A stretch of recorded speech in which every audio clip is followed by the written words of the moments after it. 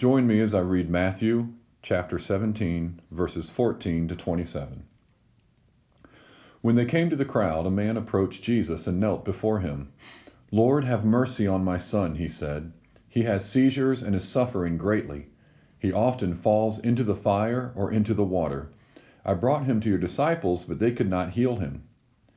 "You unbelieving and perverse generation," Jesus replied, "how long shall I stay with you?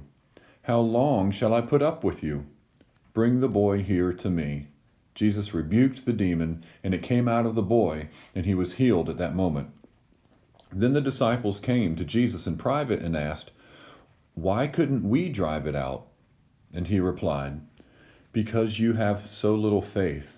Truly I tell you, if you have faith as small as a mustard seed, you can say to this mountain, 'Move from here to there,' and it will move. Nothing will be impossible for you." When they came together in Galilee, he said to them, "The Son of Man is going to be delivered into the hands of men. They will kill him, and on the third day he will be raised to life." And the disciples were filled with grief. After Jesus and his disciples arrived in Capernaum, the collectors of 2 drachma temple tax came to Peter and asked, "Doesn't your teacher pay the temple tax?"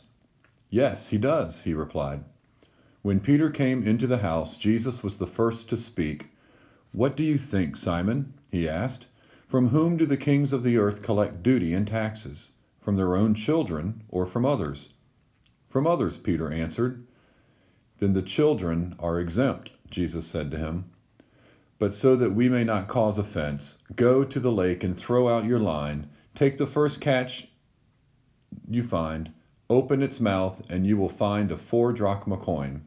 Take it and give it to them for my tax and yours." In this story, we find a man experiencing fear and uncertainty at the beginning. Fear at the terrible situation of his demon-possessed son is in, and uncertainty after Jesus' disciples couldn't cast out the demon. Most surprisingly, we see the tension amplified when Jesus shows up and asks this abrupt question, "How long am I to be with you?" When Jesus goes on to show compassion to the man and to the child by casting out the demon, it seems appropriate during this season of Lent to reflect on the question Jesus asks in this story. How long am I going to be with you? How long will we have Christ with us? It is a question that only Jesus asks when he speaks about his impending death and resurrection shortly hereafterwards. The juxtaposition of this prophecy after the story should give us a pause and make us think twice about Jesus' words. Was he thinking of turmoil the disciples would face when he went to the cross, when he said, "How long am I to be with you?" Was he distressed that they were struggling to trust and believe now, and how would his disciples respond to the trauma of the cross?